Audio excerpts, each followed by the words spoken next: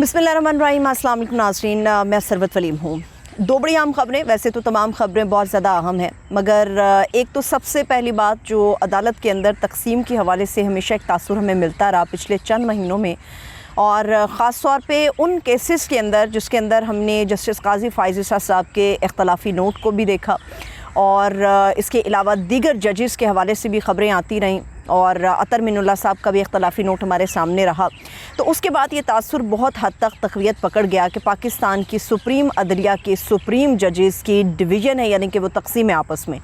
अभी जस्टिस काजी फ़ाइज़ ईसा साहब से मुतालिक बड़ी अच्छी एक ख़बर मौसूल हुई है कि हलफ बर्दारी की तकरीब के साथ ही उन्होंने तमाम जो साथी जजेस हैं उनको अपने लिए अपनी तरफ से जो दावतनामे भेजे हैं अशाइये में शिरकत के हवाले से, वो खुशाइन ख़बर है, जो कि बड़ी हद तक उस तासुर को ज़ायल करने में मुआवन या मददगार साबित होगी कि सुप्रीम कोर्ट की अदलिया के जो मुअज़्ज़ज़ जजेस हैं अब उनके अंदर इख्तलाफ हमें नज़र नहीं आएगा। इससे पहले जो सुप्रीम कोर्ट के रजिस्ट्रार की तैनाती हुई उसके ऊपर भी हम ये कह सकते हैं कि ये एक ऐसा कदम था जो कि जस्टिस काजी फ़ाइज़ ईसा साहब के आइंदा आने वाले दिनों को, उनके टेन्योर को या उनकी पॉलिसी को तय करेगा। एक और अच्छी अहम खबर ये है कि सदर मुमलिकत आरिफ अलवी साहब, जिनकी आज की तारीख के हिसाब से वो अपनी मुलाजमत को पूरा कर चुके हैं, वो सदर के ओहदे पर सुबकदोश हो जाएंगे, मगर जब तक उनका कोई जानशीन मुकर्रर नहीं हो जाता तब तक अभी वो सदारत के ओहदे पर मौजूद रहेंगे। ये एक अच्छी खबर है।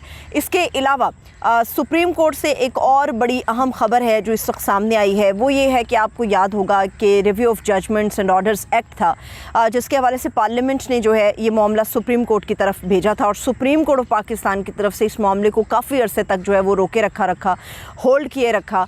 और उसके बाद फिर जो चीफ़ जस्टिस, जाने वाले चीफ़ जस्टिस हैं, अब मैं कहूँगी उमर अता बंदियाल साहब, उन्होंने जो फ़ैसला दिया उनके बेंच ने उनके साथ बैठकर, उसमें ये बताया गया था कि ये वाज़ेह तौर पे अदलिया के इख्तियारात में तजावुज़ करने की कोशिश है, और पार्लियामेंट जो है कभी भी दायरा कार नहीं बयान कर सकती या उसका तयन नहीं कर सकती। सुप्रीम कोर्ट ऑफ पाकिस्तान के पार्लियामेंट के पास ये इख्तियार नहीं है। तो फिर इसका फ़ैसला सामने आ गया था और इसको कलअदम करार दे दिया गया था। आज की इस तारीख के अंदर दोबारा से सुप्रीम कोर्ट ऑफ पाकिस्तान के अंदर वज़ारत कानून ने एक दरख्वास्त डाली है रिव्यू की, नज़रसानी की, वो इसी जजमेंट एक्ट के हवाले से है जिसका फ़ैसला पहले आ चुका है। अब देखना ये है कि इसको कितना डिले किया जाता है, और काजी फ़ाइज़ ईसा साहब जो आइंदा आने वाले दिनों में पाकिस्तान के चीफ़ जस्टिस होंगे वो इसके ऊपर क्या अपनी लाइन ले सकते हैं। ये एक अच्छी ख़बर है, और जिसमें अदालत के हवाले से बहुत सारे अहम मामलात हैं।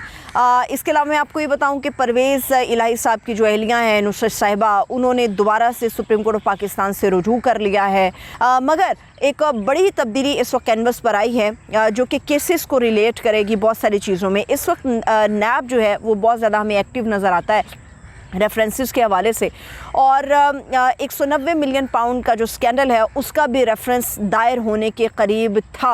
मैं क्यों कह रही हूँ, उसकी वजह यह है कि जो प्रोसिक्यूटर जनरल हैं नैब के सैयद असगर हैदर साहब, वो उन्होंने रिज़ाइन कर दिया है अपने ओहदे से, उन्होंने इस्तीफ़ा दे दिया है। हालांकि जो उनकी मुद्दत थी वो फरवरी 2024 तक की थी कि जब तक वो अपने फ़राइज़ मनसबी सरअंजाम देते रहेंगे, मगर आज ये एक बड़ी ख़बर आई है कि नैब में प्रोसिक्यूटर जनरल जो हैं सैयद असगर हैदर साहब, उन्होंने रिज़ाइन कर दिया है अपने ओहदे से। और याद रहे कि मैं आपको अगर इनके बैकग्राउंड के थोड़े से हवाले से बताऊँ, कुछ चीज़ों के हवाले से बताऊँ, तो आपको जजमेंट्स आप ख़ुद कर सकते हैं कि क्या चीज़ें किस तरफ जा रही हैं। सैयद असगर हैदर साहब जो हैं, इनको पाकिस्तान तहरीक इंसाफ की जब हुकूमत थी, पीटीआई की जब गवर्नमेंट थी, तो उनकी तरफ से एक्सटेंशन भी मिली थी, वो 3 साल की एक्सटेंशन थी। उस हिसाब से इनकी जो मुद्दत है मुलाजमत की वो फरवरी 2024 में ख़त्म होना थी, मगर आज एक सडनली इनका एक रिज़ाइन आया और नैब के ऑफिस से ये तस्दीक भी हो गई है कि इन्होंने रिज़ाइन कर दिया है। अभी तक ये मुसद्दक़ा नहीं है कि उसको एक्सेप्ट किया गया है या नहीं किया गया, मगर जो असगर हैदर साहब हैं वो ये बता चुके हैं कि उन्होंने रिज़ाइन कर दिया है और वो अब इस ओहदे के ऊपर मज़ीद काम नहीं करेंगे। अब जो मैं 190 मिलियन पाउंड स्कैंडल की बात कर रही थी, जिसका ताल्लुक जोड़ा जाता है तहरीक इंसाफ के चेयरमैन के साथ, तहरीक इंसाफ के साथ जोड़ा जाता है, उनकी अहलिया के साथ जोड़ा जाता है, तो अब ये नैब की तरफ से रेफरेंस दायर होने के करीब था। मगर अब ये रेफरेंस दायर नहीं हो पाएगा, क्योंकि अदालत के अंदर जब नैब कोई भी रेफरेंस दायर करती है तो उसके लिए प्रोसिक्यूटर जनरल की मंजूरी होना बेहद लाजमी होती है। अब इस वक्त प्रोसिक्यूटर जनरल मौजूद नहीं है, तो ऐसे में ऐसा लगता है कि ये इल्तवा का शिकार हो जाएगा और डेफिनेटली इसके जो बेनिफिशरी होंगे वो हमें PTI बनती हुई नज़र आएगी। मगर कुछ चीज़ें ताल्लुकात को एक दूसरे से जोड़ती हैं, तवाज़ुन को एक दूसरे के साथ जोड़ने की कोशिश करती हैं। उसकी एक और एग्जाम्पल है, रवां माह के दौरान जो बलूचिस्तान से प्रोसिक्यूटर जनरल थे साजिद तरीन साहब, उन्होंने भी रिज़ाइन कर दिया था। अब उन्होंने जब ये रिज़ाइन किया था तो साथ ही उनकी एक स्टेटमेंट्स थी।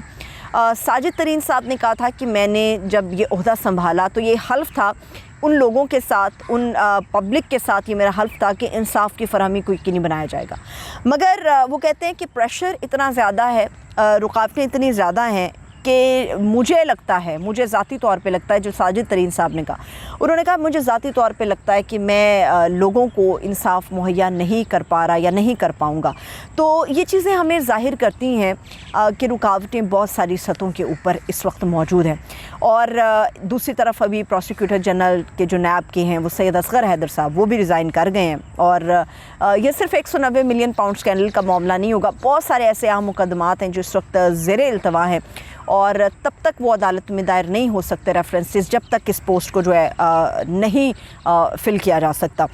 सियासत की बात यह है कि पाकिस्तान का आइन कहता है, कानून कहता है, और हम सब ये बात जानते हैं कि इलेक्शन जिस तरह से ये असेंबली तहलील हुई उसके बाद 90 रोज़ के अंदर इलेक्शन होना लाजमी थे। ये आइन कहता है, ये किसी की ज़िद नहीं है, ये आइन कहता है। मगर आइन को सामने रखते हुए पंजाब के इंतखाब के अंदर जो हमें रिलक्टेंट नज़र आई या गुरेज़ा नज़र आई, हिचकिचाती हुई नज़र आई पीपल्स पार्टी, वो पीपल्स पार्टी बार बार मुसर थी इस बात के ऊपर कि 90 रोज़ के अंदर इलेक्शन होने चाहिए। मगर सडनली आज जो स्टेटमेंट्स आई हैं वो वेरी सडन नहीं है। उसकी वजह ये कह सकते हैं कि आसिफ अली जरदारी साहब जो ये हमें कहते हुए नज़र आ रहे हैं कि 90 रोज़ में नहीं, जब मर्ज़ी इलेक्शन हो जाए, तो इसका मतलब ये है कि उन चीज़ों से अपने आप को बचाने की किसी तौर कोशिश की जा रही है जिसका जाल उनके इर्द गिर्द हमें बिछता हुआ नज़र आ रहा है।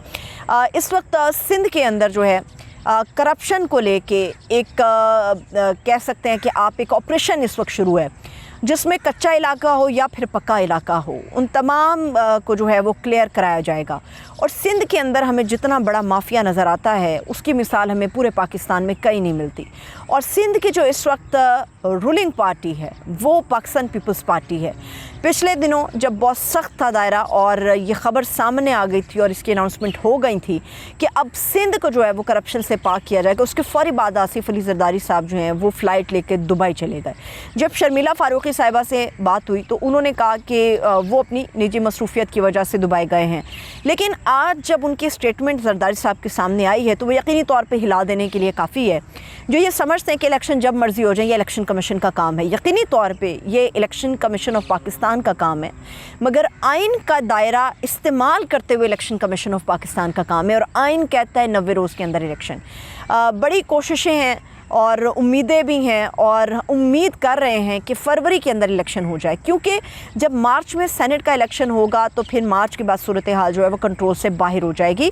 फिर इलेक्शन का जो मौसम है या जो फ़िज़ा है वो हमें बहुत मुश्किल से बनती हुई नज़र आएगी। और दूसरी बात ये कि जरदारी साहब समझते हैं, ये मैं एक ऐसे पैराए में आप लोगों के सामने बात रख रही हूँ, जरदारी साहब समझते हैं कि पाकिस्तान के अंदर सियासत तो होती रहेगी मगर मईशत को बचाना अवलीन तरजीह है।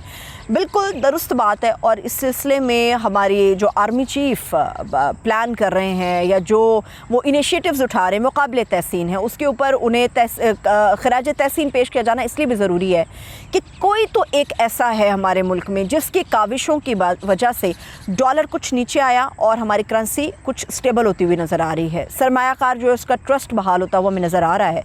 और दुख की बात यह है कि हमारा जो इन्वेस्टर है या बैरूनी दुनिया है या हमारी जो पब्लिक है या हमारे जो डीलर्स हैं वो आर्मी चीफ़ के जो वर्ड ऑफ माउथ है उसके ऊपर बिलीव करते हुए नज़र आ रहे हैं। बदकिस्मती मैं इसलिए कहती हूँ, उसकी वजह यह है कि सियासी जमातों में कोई इस काबिल नहीं रह गया जिसके ऊपर दुनिया का कोई मुल्क इस वक्त भरोसा करने के लिए तैयार हो। दुनिया के दूसरे मुल्क क्या, हमारे हमसाया क्या, हमारे दोस्त पड़ोसी मुल्क क्या हमारी पब्लिक उनके ऊपर ट्रस्ट करने के लिए तैयार नहीं है। एनी ہو یہ اچھی خبر ہے کہ آرمی چیف صاحب کی کوششیں رنگ لا رہی ہیں، مگر بری خبر یہ ہے کہ آصف علی زرداری جیسا آدمی یہ بات کہے کہ معیشت کو پہلے ہمیں ٹھیک کرنا ہوگا۔ آصف علی زرداری صاحب کی پارٹی نے پاکستان میں جب تک رول کیا ہے، ان کے کسی بھی ٹینیور کو آپ اٹھا کر دیکھ لیں پیپلز پارٹی کے، ان کے پاس معاشی ٹیم تو کبھی تھی ہی نہیں، تو پھر کون سی ایسی وجوہات ہیں؟ کیا سندھ میں اپنی بقا کے لیے یہ اس قسم کے سٹیٹمنٹس زرداری صاحب کی طرف سے آ رہی ہیں؟ لیٹس سی کہ کیا اس کے ریزلٹس جو ہیں وہ برآمد ہو سکتے ہیں۔ اجازت دیجیے، اپنا خیال رکھیے، خدا حافظ۔